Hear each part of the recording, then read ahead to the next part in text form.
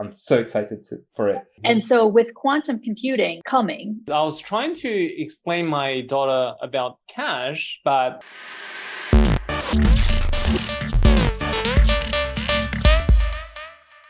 welcome everyone to the show.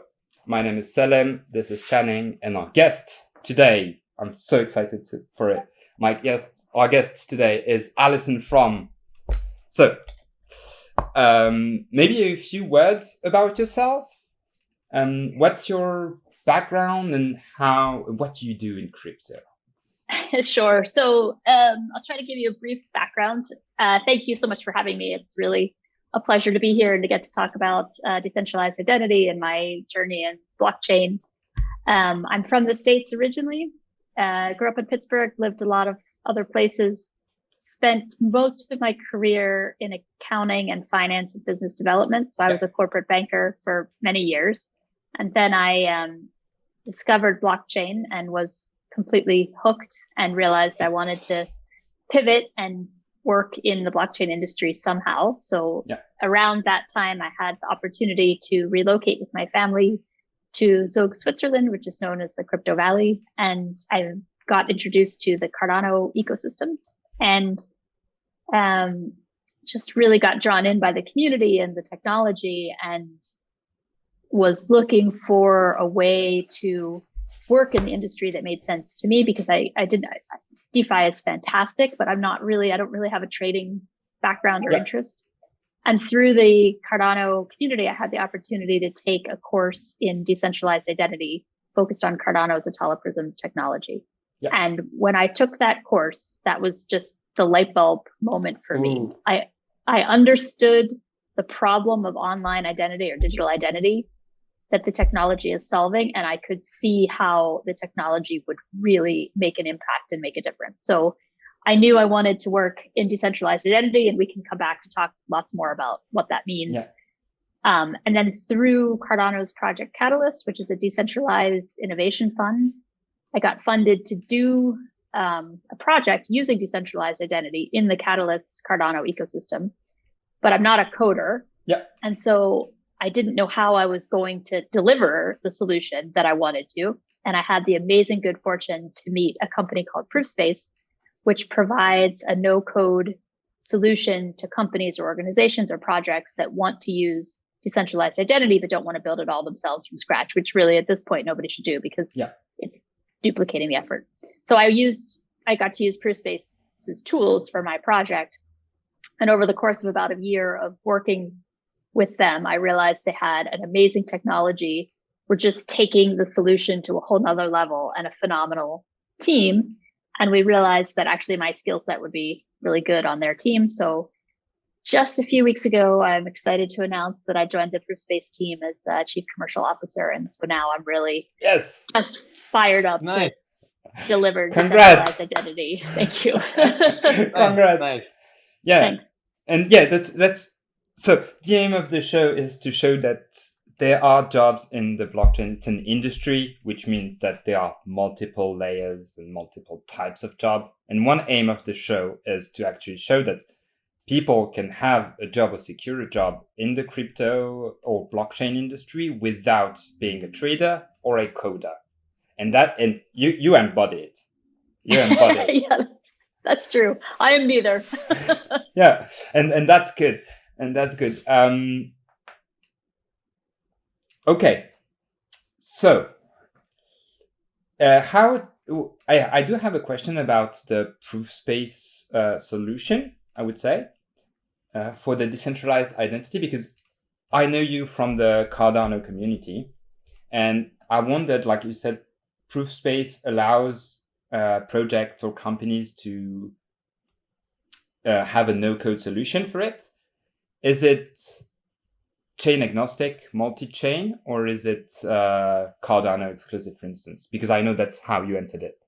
Yeah, that's a great question. So Proofspace's vision is to be, I'm not sure which phrase to use, chain agnostic and multi-chain. So because one of the important principles of decentralized identity is that it should be as broadly used as possible. So if you have a decentralized identity that only works in the Cardano ecosystem, that's good, but it's going to be limited. Yeah. And so it's important that if somebody issues me a credential using the Cardano blockchain, but I want to share that credential with somebody who's in a different ecosystem entirely, that there's a way to cross chains. And so the proof space vision is very much to be multi-chain and provide users, both the issuers of credentials, the holders of that data, and the verifiers with a truly interoperable solution. Yeah. And so Cardano's technology is already integrated into the proof space platform. That they have developed their own Hyperledger instance as well that provides a lot of functionality. And the vision is to keep integrating more identity networks. Yeah. It's always that, like, or to my knowledge of the blockchain's ecosystem, you always start on one and then you expand, just because, well, you do need a starting point. Yes. Practicalities of it. Exactly. There's another thing that is on the back of my mind for a long time now. And because Channing and I, before we pivoted the show to this interview style, we used to do a news show where we covered the industry events and like macroeconomics of it. And one of our last news example where it was, and I was also, like, Channing can attest, like, I was so hyped about it, is when we talked about the soulbound tokens. Soulbound token, yeah. And the soulbound paper that come with it. And I'm wondering, are decentralized identities an implementation of that soulbound token, or how, or maybe let me rephrase it. How would you define decentralized identity?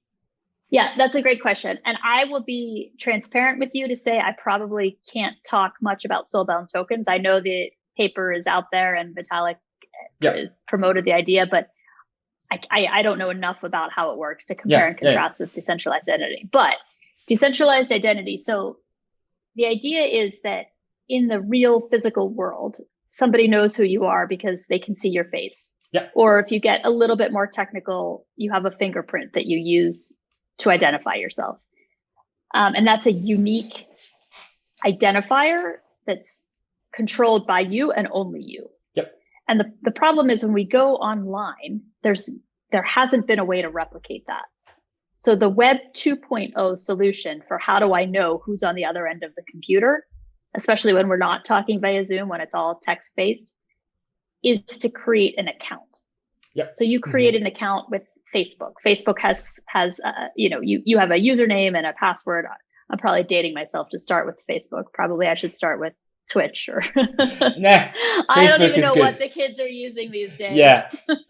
But anyway, you create an account with Google, and that company owns that account. You don't own that account. Yeah. And they take all your data, and who knows what they're doing with it, but they're certainly monetizing it because you've given them all your data. And you can't exist online with that account. So this is a real story that happened to me. I'm really going to date myself, but back in the day, I had a Hotmail account. Yep. And I had connected with a bunch of people only through Hotmail. And one day I woke up and my Hotmail account was gone. Hotmail just deleted it. Oh. I don't know why. I don't know. I had been living in Europe at the time. I moved back to the States. I don't know if that triggered some red flag or it was truly just a complete glitch, but my account was gone. And first of all, trying to find someone at Hotmail to talk to was almost impossible, but I finally did get a canned answer and they said, yeah, sorry about that. You're welcome to create a new account. But I lost all my nice customer support. Yeah. Yeah. Really? I lost all my data and I lost all my connections. So people that I had, when I was traveling, connected to only through Hotmail, gone. Yeah. And so that can happen because we sign away the rights to our data when we sign these pages long user agreements. You read everything and you agreed to it. Did you tick it? Yeah. Right. I'm sure I ticked it. Whether I read it, different question. So that model is clearly broken. Yeah. And more people are realizing it. And more consumers are demanding that the services that they're using provide better solutions from a privacy and data control perspective. So self-sovereign identity or decentralized identity changes that model. Instead of me having an account with a company who owns that account, I use cryptography to create a decentralized cryptographic fingerprint for myself. Yeah. And so just like if you use a custodial wallet like MetaMask or Eternal in the Cardano ecosystem, you create your own account and you hold it locally. Nobody gives you that account. Yep. You can do the same thing for your identifier. And that identifier sits in a decentralized wallet, can be controlled by a seed phrase. And then you can use that identifier to connect with another person or with any company online. Mm-hmm. And then the real power comes when any entity, organization, or company can issue a credential that I then hold in my identity wallet. So if you think of a physical wallet, you might have your driver's license in that. Yeah. And on your driver's license, it has your name and an identifying number. So in the digital world, a state or a nation could issue a verifiable credential digitally to my cryptographically created decentralized identity. It's called a DID. Yep. That sits in my identity wallet. But it's not like an NFT or a token in two important ways. Ooh. The first is that it's issued to an identifier. So having my identifier is a critical part of that credential. Yeah. So it's not like an NFT that's a piece of art that can be transferred. It is issued to my identifier. So it's non-transfer. It's not only non-transferable, it can't be given to anybody else. It has to be controlled by my decentralized identifier. So that's one important difference. And so there's like one exemplar of it, and that's it. That's exactly. Okay. Which is true for an NFT too, but an NFT can be sold. Yeah. A verifiable credential is linked to my decentralized identifier. So the second really important distinction is that with tokens, fungible and non-fungible, they're all completely transparently on the blockchain. That's where all of the activity happens. Mm-hmm. With an identity wallet and with verifiable credentials, my decentralized identity is not published to the blockchain unless I want it to be. But for privacy reasons, I hold that decentralized identifier in my wallet. Which is not published. Oh, that's so interesting. Okay, sorry, continue. I'm just following along.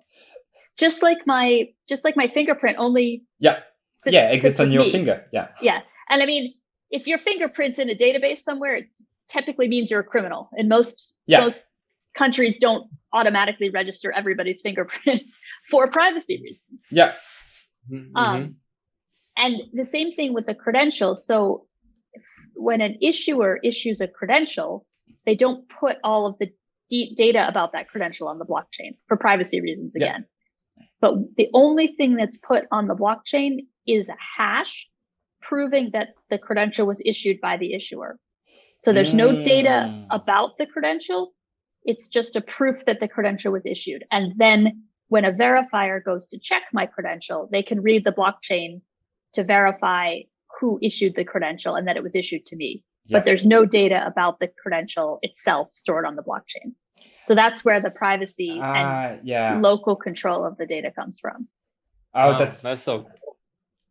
Yeah. That's so complicated, Julian. That's super complicated. Yes. It is. It is. No, it is. It is. And that's why I just fell in love with Proofspace so much, because Proofspace really simplifies all of that. So not only has Proofspace integrated the technical process of using Cardano's Atala Prism algorithms to create decentralized identifiers and issue credentials and write to the blockchain, they take care of all of that. Yep. But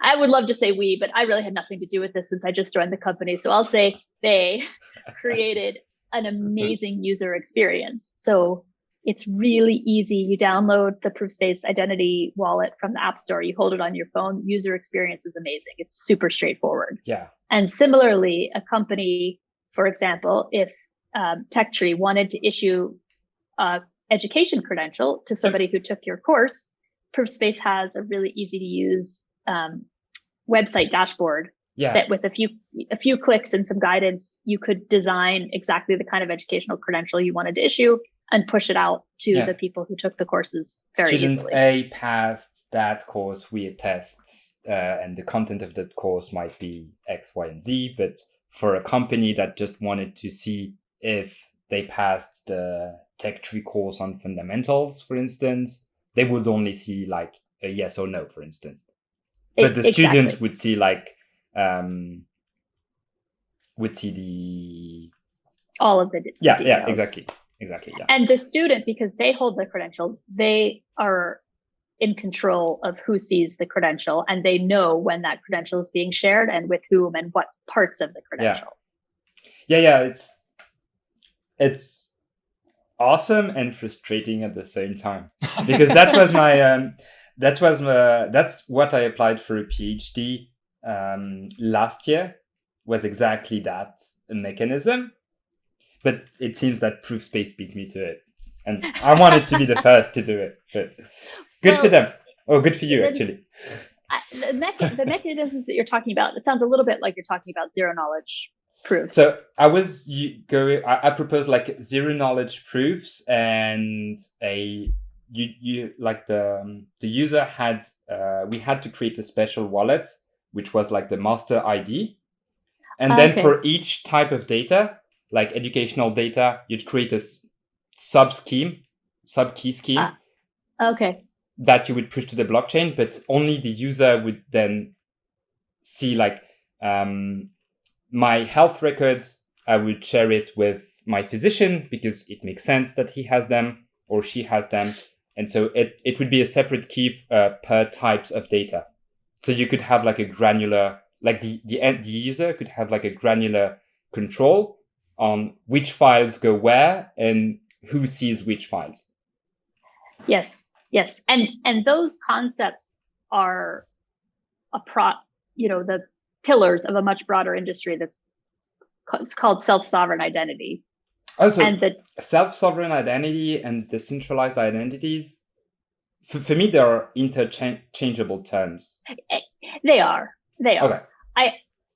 I guess I would say self-sovereign identity is the term that's generally used for the whole industry.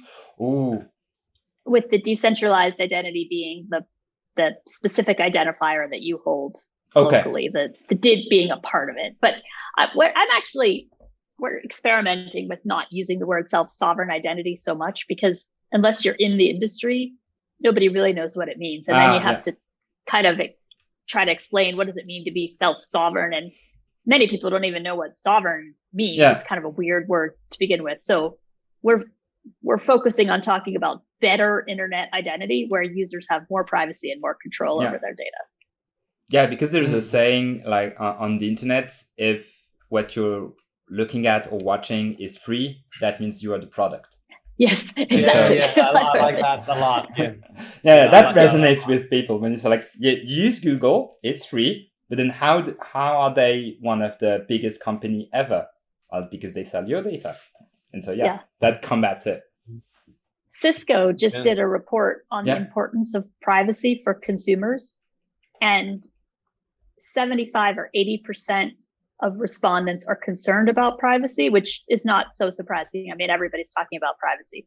The statistic for me that was really interesting is that of those consumers, 32%, so almost a third of them, have made a major change in their online relationships as a result of privacy. So they are moving away from brands that don't respect their privacy. And so really, privacy is a value proposition that companies increasingly need to respond to, or they're going to suffer. Now, what that means for Google, I mean, I think Google's got a pretty powerful model. They're going to be entrenched for a while. Yeah. For many companies that are not Google, they need to react and change to respond to this consumer-driven demand for privacy. Before I fire up my next question, Channing, do you have question. Yes, I've been waiting for this moment. Actually, we've had something similar. I mean, I'm not a tech guy, so I don't know a whole lot of the things you guys are talking about. But from my user experience, way of the a user, we've interviewed someone that was doing similar thing, but he was a validator of the Cardano anyway. But then he's also a developer for the Oasis network, which is a privacy chain. And then what they were doing was, my question is, what's the difference, right? And what they were doing was they can issue NFTs that's somehow private to you. So you only, let's say if I issue an NFT to Salim and then to you, you can see that I did this on the blockchain, but then you can't see what actually I sent to Salim. So over the NFT I sent to Salim, it's like a book, but then you can only see the cover. So, but then inside, that's my passport. And the way he explained it is, your passport is set up. Mm-hmm. You see this on the blockchain, but that's it. So you're like, Salim has a Swiss passport. But only I, because I am the owner of that NFT, can actually look at it. Yeah. So good question. And I'm not familiar with Oasis, but it sounds similar to like Zcash. And there's another project growing in Switzerland, Anoma, where it's exactly that transactions are verified on the blockchain, but all of the data is hidden. So I would say there are overlapping elements. The couple of differences. The privacy chains are still focused on transfer of value. So there's a value that's transferring from one person to another. Identity is focused on a persistent identifier that will always belong to me, and some data that's then associated with me that can be changeable. I mean, I may have a US driver's license today and a Swiss driver's license tomorrow, but my identity is persistent. And then there's data, credentials that are associated with my identity. That's one difference. The second difference is, even though the data is obscured, the data is still on chain, because you need to record transactions on chain, because the value is transferring from one person to another. That is the ledger of record. When large amounts of data that aren't connected to a transfer of value are stored, even in a decentralized blockchain, even if they're encrypted somehow, even if they're using zero knowledge proofs to hide all of the information about the transaction from the public. As soon as you have that data recorded somewhere, even if it's in a decentralized way. So there are some decentralized identity solutions that record data to the IPFS blockchain, and they encrypt it, and that's good. But once something is on a public blockchain, where the whole nature of a blockchain is that it's a permanent, immutable, transparent record. Not only do you have to protect it for today and for against every form of encryption hacking that we have today, but you have to protect it forever. Because once it's out there, if there's some encryption mechanism in the future that can break that encryption mechanism, then all of that public data becomes visible. And so with quantum computing coming, this is actually but it's a real problem for a whole lot of sensitive data that can be decrypted using quantum computing. So there's actually a thing where I think it's called harvest now, decrypt later, where people are storing huge amounts of sensitive data that's encrypted, and they're just harvesting it and keeping it with the idea that in the future we'll be able to break that encryption. Or they will. I'm not doing this. Right. And so the difference with self-sovereign identity or decentralized identity is that the data only exists with me. I hold all the data locally. Either on my phone or maybe on my laptop. And so yes, somebody could still hack it. No form of encryption or security is perfect. Of course, somebody could hack into my phone and get all my data. But if they do that, if they go to all that effort, and a phone is pretty good, secure encryption, if they get into my phone, they only have my data. And so that's a lot of effort to get one person's record. Right. And the problem with the centralized model is that it's hundreds of millions or billions of records. And so there's a really big incentive for somebody to crack that encryption or to hack into that system, because there's such a huge wealth of data that's available. Yeah. And so while the security of each individual person can vary, the incentive to attack is so much lower. Yeah. And so that's one of the benefits of storing the data locally. Now, one of the trade-offs, and this is a problem for the industry that's being worked on, is if I hold all of my data on my phone and I control the seed phrase and I lose that phone, then I am in big trouble. Yeah. And yeah, so because you can't really have redundancies because it kind of defeats the purpose. Yes, exactly. Yeah. If I upload it all to a cloud provider, then I've just re-centralized it and I've created that same honeypot that, that big mass of data. So there are solutions with maybe, trusted advisors or people holding parts of keys that could be reassembled in the event that I lose something. So backup is a problem that the industry is working on. Yeah. Do you see in the future maybe like a new type of job in that regard, like being the backup provider or the backup solution for DIDs, for instance?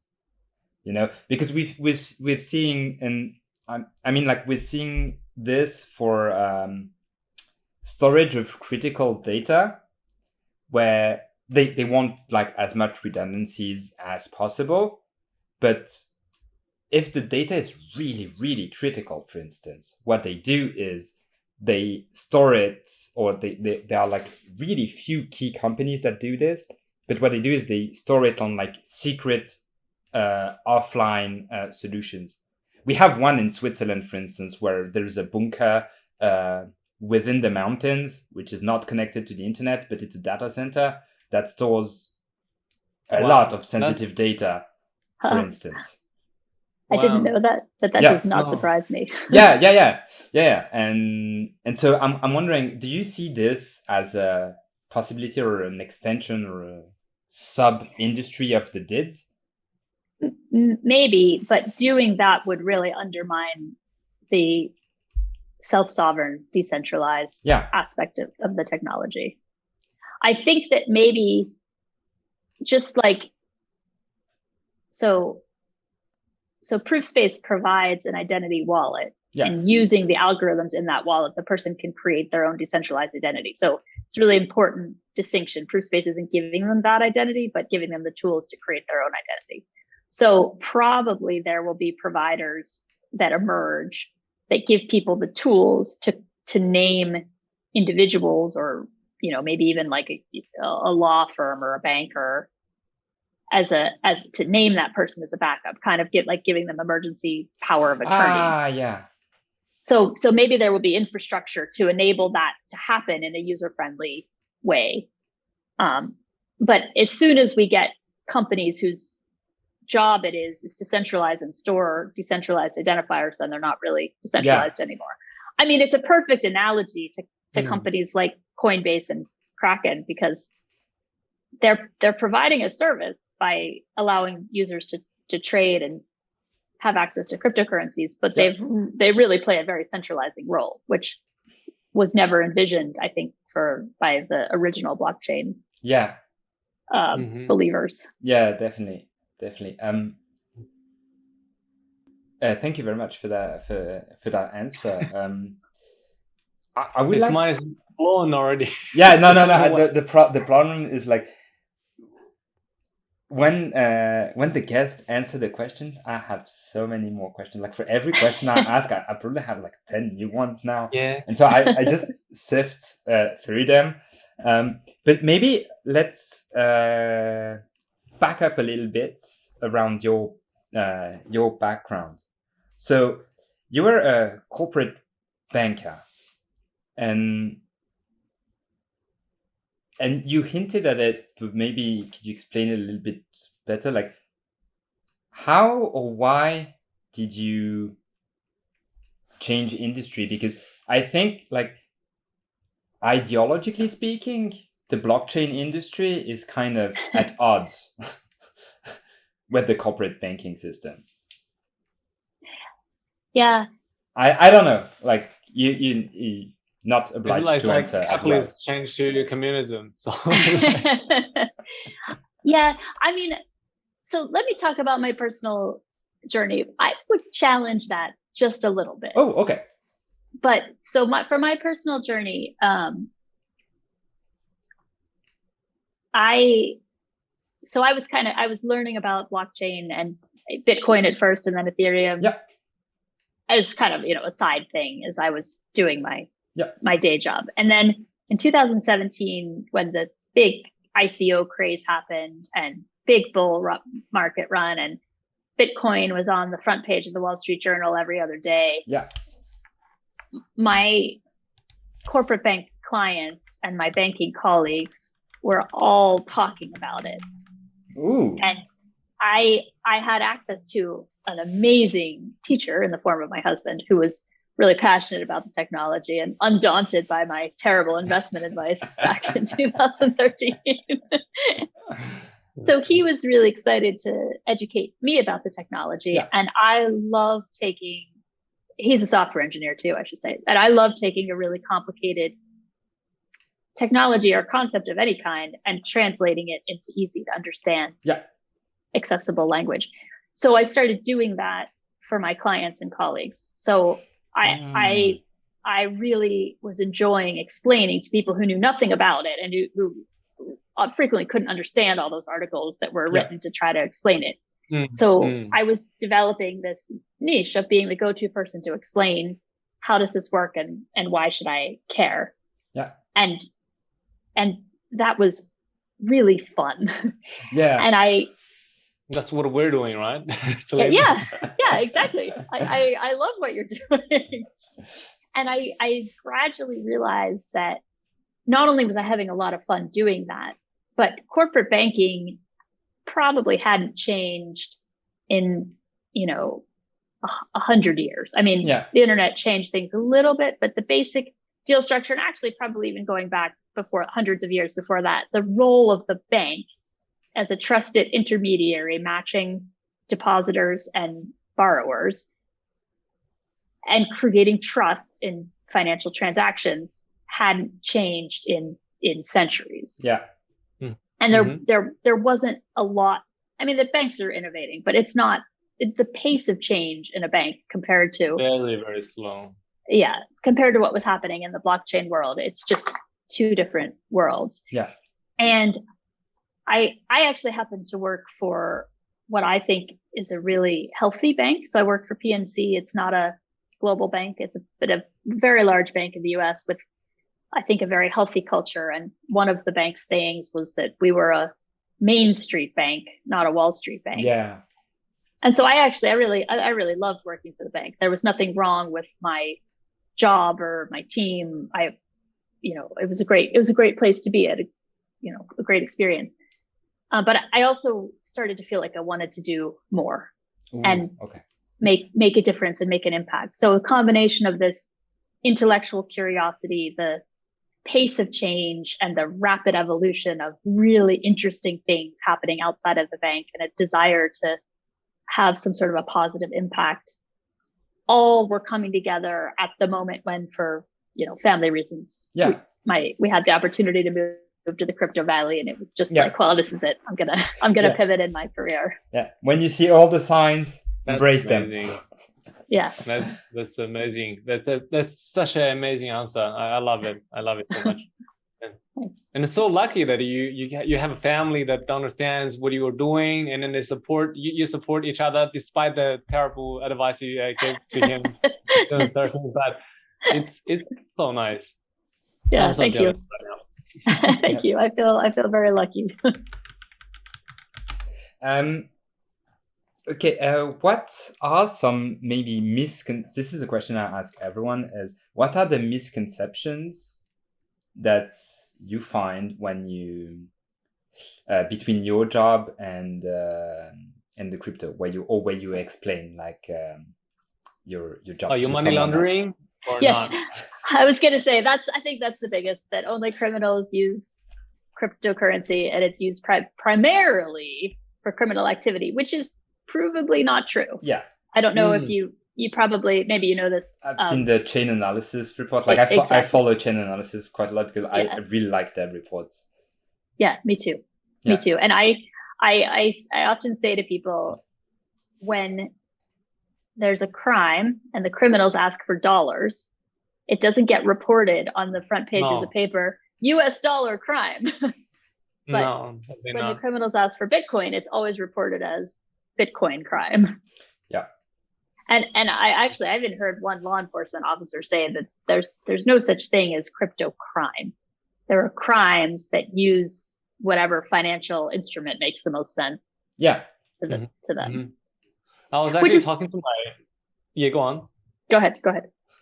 No, I was just saying, I was talking to my wife today. I was like, you see all these hacks going viral on the internet, Twitter, people are talking about it, but just because it's public and everybody can see it, so everybody's like, okay, this is 600 million fund got hacked, and then it's a code exploit, and then everybody was tweeting about it. But it actually, this is only a small base that's happening in the real world every day. On a daily basis, but just people don't see it. If it happens internally, people digest it internally rather than going public to tweet about it. And then just regular people wouldn't have that kind of information. So I think that's why people are always thinking about, okay, there's a cross-chain attack, hacked about how much money. But I reckon in the real world, it happens way much more often. Yeah. I totally agree. And there's a great book that I point people to called The Curse of Cash by an economist named Kenneth Rogoff, I think is his name. And he goes through and details how much criminal activity uses physical cash. Oh, yeah. So like banknotes and coins. And the vast majority of banknotes and coins that are being used for criminal activity. That's what it's used for. Yeah. So much so that he advocates in this book getting rid of notes and coins altogether. Yeah. That all money should be digital, and he's not advocating for cryptocurrency, but he makes the point that it's money laundering, it's tax evasion, it's whatever kind of crime. Untraceable to. Yeah, exactly. So I would say, okay, go ahead. I would say too, I don't want to oversell it. It's not to say that the cryptocurrency industry doesn't suffer from scams and criminal activity. It absolutely does. And I think the industry has a bad reputation because those things do happen. I think they're out of proportion to what the majority of the use is, but that doesn't mean we still don't have to worry about the criminal uses and the scams that are out there. Yeah, definitely. And so Channing, your daughters are on the frontier of it. Yeah. We just we spoke about it the other day because I was trying to explain my daughter about cash, but I'm having so much trouble because they don't understand. Because everywhere I go, we buy something, we use this thing, we tap it, and that's it. And then in their mind, they say, okay, I only tap my phone and I can buy whatever in the world that I want to, basically. So they've never seen a cash, and they never hand in a cash, basically because they were born in the COVID years, and and then we don't use cash these days anyway. I haven't seen $100 note for Australia, by the way. I haven't seen it for quite a long time. It's just that it's not something we would use on daily. So when they grow up, I think they will have a much better understanding about cryptocurrency with the digital currencies or digital dollars, rather than my grandparents who are still using their cash as the paper money every day. They don't have a digital banking at all in China. So I think that's a whole different era changing just because they grew up in a different era of the stage of the world.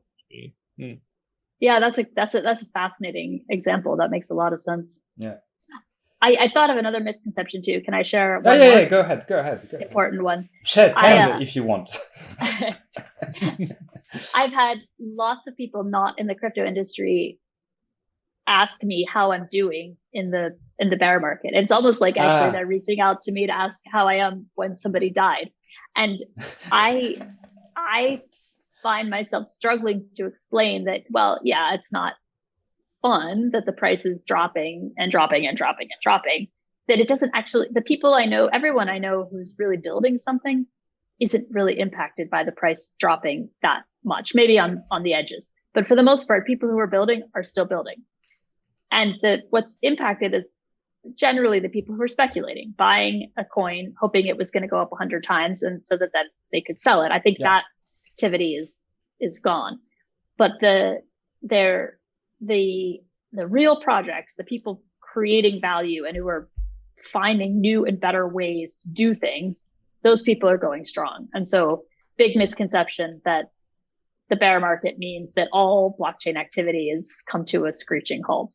I think nothing could be further than the truth. I think people are actually more focused, and the projects that are really valuable are rising to the top and going to succeed. Yeah.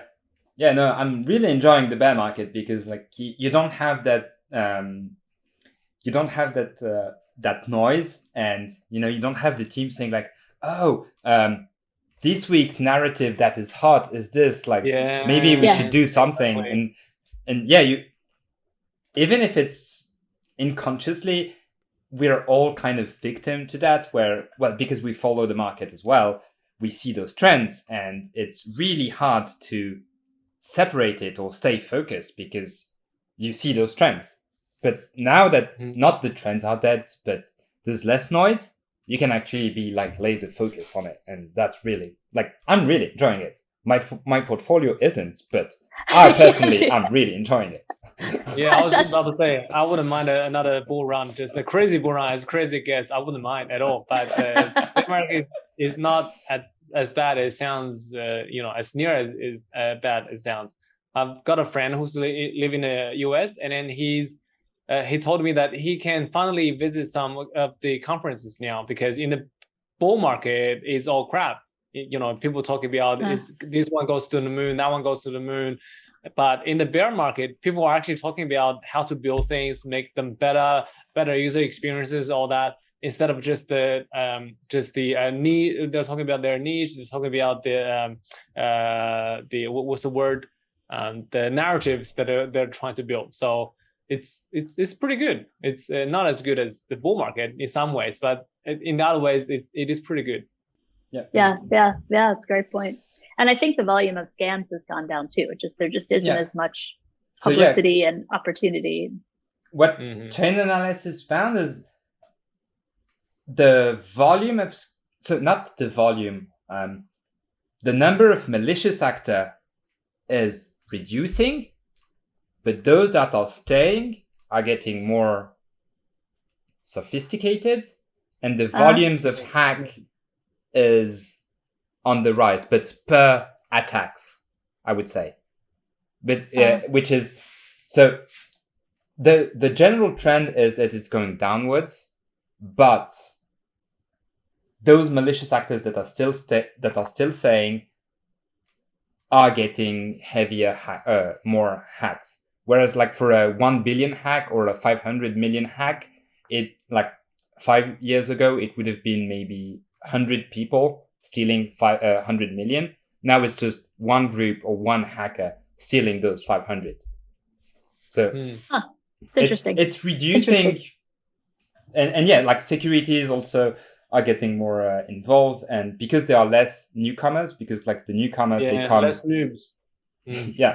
Because the newcomers, they come when they watch the TV, and like Bitcoin is making headlines, and so like Bitcoin is making headlines, I should get it, I should get on board.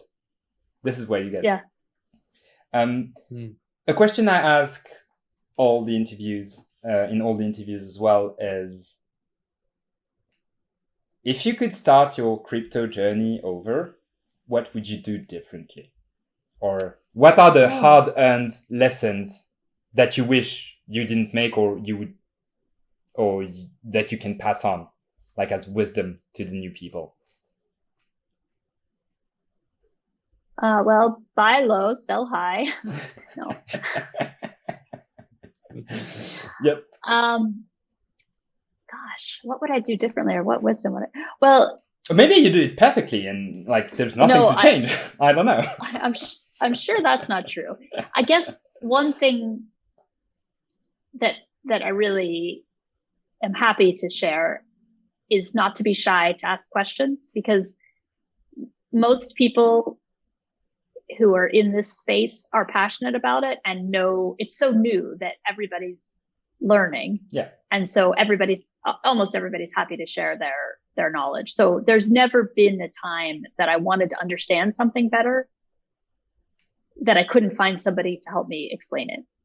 And so whether that was just searching online and finding resources, or dropping questions into Twitter or into forums, I mean, the resources that are out there, people who are willing to help, is just amazing. And I mean, most of my experience has been in the Cardano community, so I'm particularly grateful for all of the support that I've had from that community. But I think it's true across the board that people want to share their knowledge. I just thought of something else that I wanted to say, and I lost it. Something that I learned. Oh, well, if we can come back to it, like if it comes back, don't worry.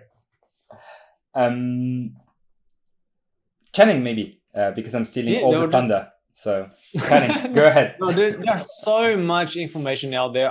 This is something I realized as well. So there are so much free information laying on the internet right now. It just basically at our fingertips, like literally, like we can just search for them and to know so much about the information that I didn't realize before the crypto bull run in the 2021. So I was thinking, okay, a lot of things are so hard to understand, but when you get to it, when we do some research and then you really do your due diligence, and you realize, oh my God, so much information are just in front of you. And right now in the bear market, there are not a lot of information like news around crypto world. Then I start realizing that there are other things on the internet also free, such as health, which I have certainly neglected during the bull market. I was sleeping like so much less in the bull market. I was getting so tired every day. I was getting angry at my kids, to like getting impatient. So I wasn't paying enough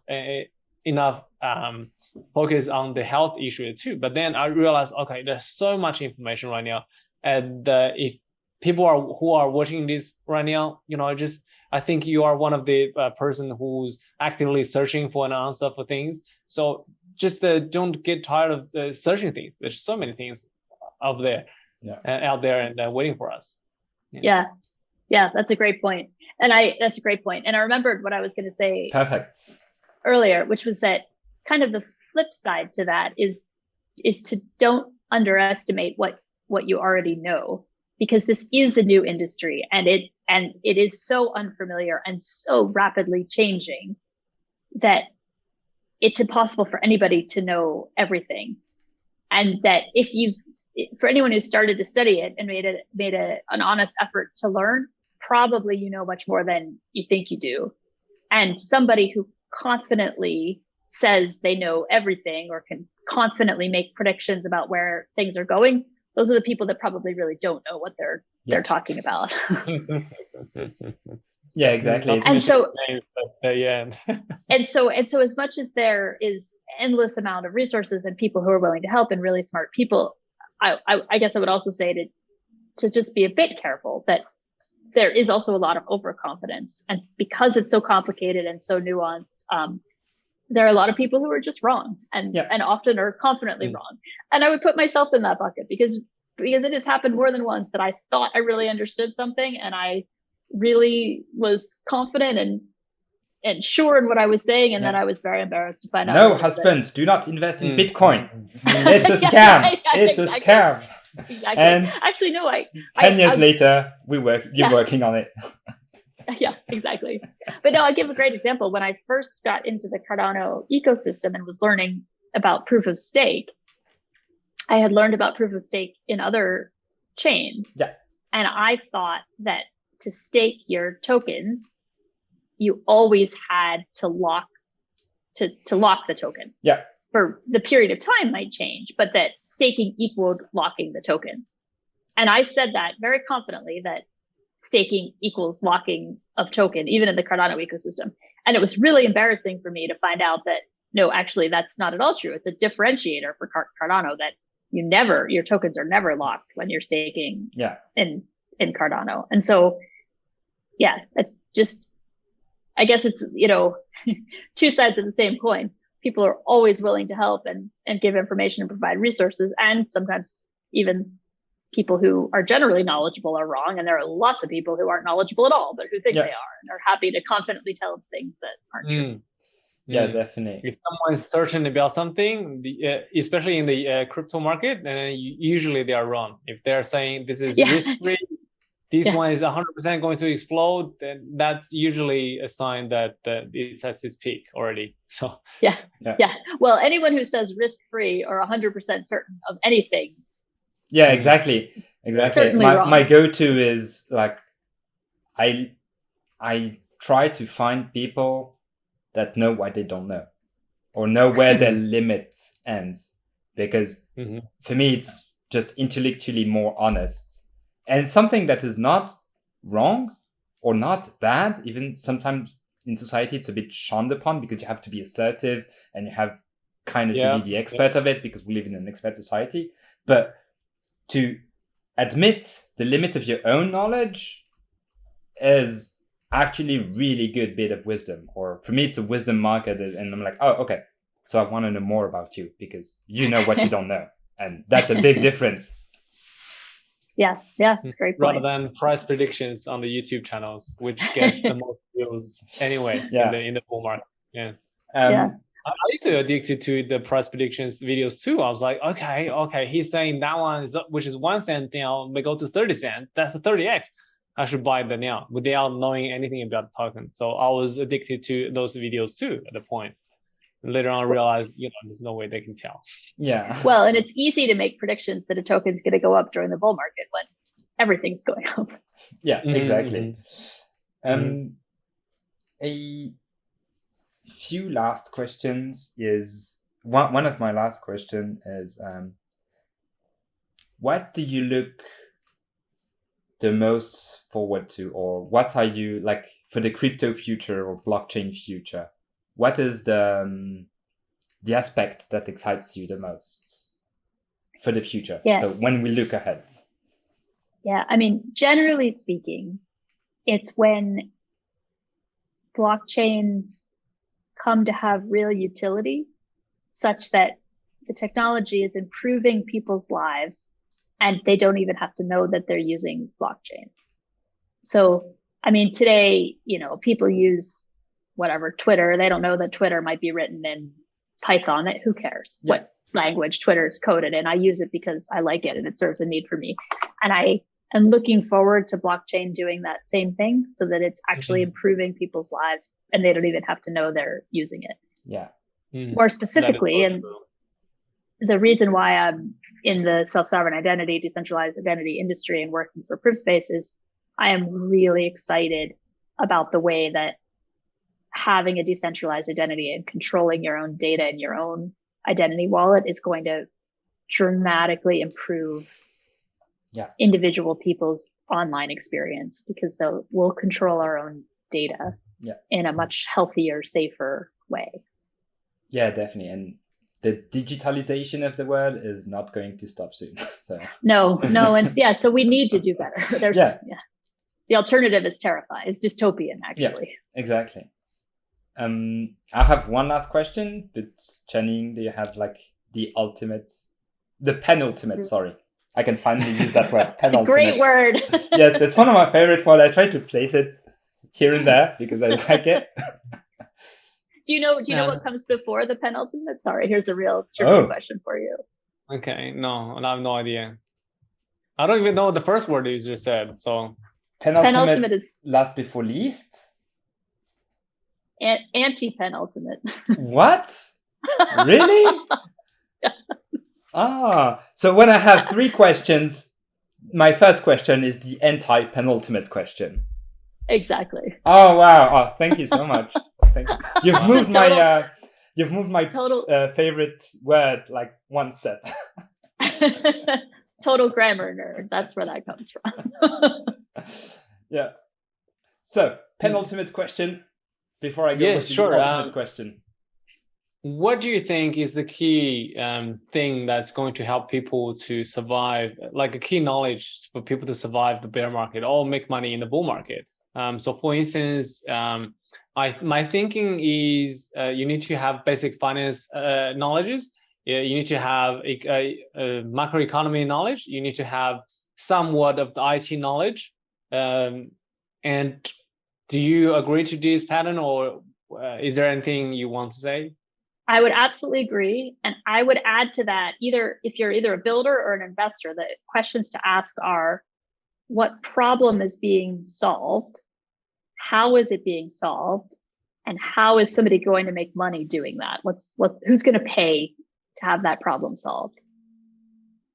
And those are the key high level questions to evaluate either your own project if you're building it, or if you want to invest in the project you're investing in. Yeah, it makes sense. Makes total sense. Mm-hmm. That's not exactly what I was asking, but then as a better version of the thing, I was like, okay, wow, that's such wise words. That's so nice. That's so nice. Should I answer your no, question? My question was, like, say a lot of people want to get into, a lot of my friends who are, let's say, coffee makers or chefs who want to get into the crypto market when they were in a bull market because they see it all over the news, and then they were like, okay, I want to get into the crypto market. But then to my advice to them back then was, if you don't understand about IT or accounting or finance, like, better not, you probably shouldn't be touching it at all. So what do you think about these three, or is there anything else you want to add in? So I would agree. But that is what the question I was trying to answer. So if you're going to buy Bitcoin, it's important to ask, what problem is Bitcoin solving? And how is it solving it? And how do the people who are involved, how are they making money? And I obviously do not give investment advice because I failed at it. Yeah. But when I'm evaluating a project, I mean, I think Dogecoin is a lot of fun, but if you ask the question, what problem is Dogecoin solving? There isn't a good answer. If you ask the question, what problem is Bitcoin solving? The problem that Bitcoin is solving is, it was the first demonstration of peer-to-peer digital transfer of value without a trusted intermediary. And there isn't, I mean, I guess Dogecoin is doing the same thing. It's a coffee with a picture of a dog. Yeah. But so people who are investing, to be able to put in normal person terms for any coin I might buy, the project that's behind it, what problem are they solving, and how are they doing that, and how are they going to make money? That's what I would ask before buying any coin. Yeah. Okay, not because I saw it on YouTube. So no, that's not a valid answer. No, right. That's so deep. That's so much deeper than the question I asked. So it's very nice. I am so impressed. Thank you very much. Yeah, my pleasure. And so the ultimate question, because we're already running an hour. Question. I feel it's weird to phrase it like this, but I'm going to phrase it like this. Have you ever been confronted to the glass ceiling or or discriminatory practices or something like that because you're a woman in tech, more generally, which is already like a sub thing, and then the sub categories even like women in crypto? Yeah, what a question to end on. I mean, the simple answer is yes. The difficult thing is to substantiate that, because it's so hard. It's impossible to say why anybody really does anything in their behavior. So it's really hard to say, I was treated differently because I was a woman. And I mean, I don't know if you're familiar with the concept of implicit bias, but it's the idea that we make automatic assumptions of people. And actually, this happened to me all the time. Yeah, as a we're all banker. victim to it. Yeah, exactly. This happened to me all the time as a banker. I would be at a corporate event, and a guest, somebody else that I didn't know would assume I was a banker's wife or a client's wife. It wouldn't occur to them that I was the banker. Yeah. And my husband, actually, I'll tell you a funny story. My husband and I, same husband, we were at an event when I was a banker, and he was my guest. He was my plus one. But somebody didn't know that. We were at a table, and they turned to him and said, "Oh, what's your role at the bank?" And he said, "Oh, no, I don't work at the bank. I'm just here as eye candy on my wife's arm." Yeah. So, it happens. It's a complicated topic for me in the tech world and in the cryptocurrency world, because particularly in the Cardano ecosystem, I've found it to be an incredibly welcoming, open place. And especially with pseudonymity and avatars and virtual relationships, I think to a certain extent, there is less, it's possible to have less bias because our world has flattened so much. We have two-dimensional, textual, avatar relationships with each other. On the other hand, I think there still is, I feel pressure to fight a little harder and to be more sure of what I know, and to really up my game so that people take me seriously and can't point to me and say, "Oh, she's not good enough. She's not knowledgeable enough." And but maybe I worded it a bit wrongly. I was do you have advice maybe so to future female women that want to make it, but maybe might be like, "Oh, but tech women doesn't add up," or whatever, do you have advice for the new generation? Or yes, I do. So number one, my advice would be join us. We need more women in tech, please. Number two, my advice would be kind of going back to what I said before. It's really complicated, and nobody is ever going to know everything. So if you're learning about the space in an honest way, you probably know more than you think you do. So don't undersell or underestimate competencies or what you already know. Yeah. And my third piece of advice would be take advantage of every opportunity that comes because of being a woman. So one of the nice things now is that there is a focus on diversity and promoting women in some areas. And that's, I know that's controversial. I feel controversial about it, but everybody has something that they can leverage, whether you have a network from being in the Swiss Army, you have a network in Switzerland, or whether you went to an Ivy League school in the US and you have that network, or whether you happen to be a woman. I mean, use what you've got. So if you're a woman and there are opportunities that come to you because you're a woman, you have the opportunity to speak on a diversity panel.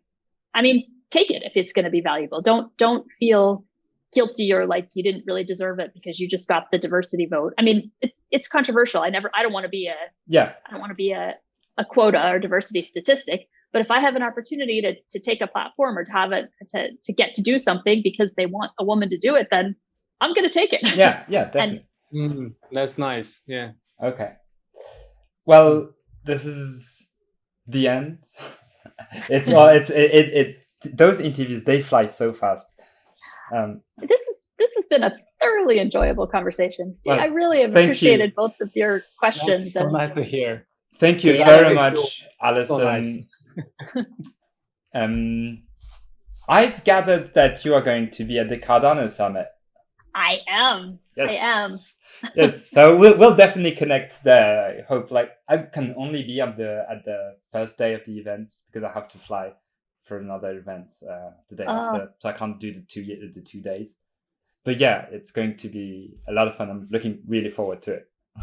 Me too. I am so excited that the Cardano Summit is coming to Switzerland. Yeah, exactly.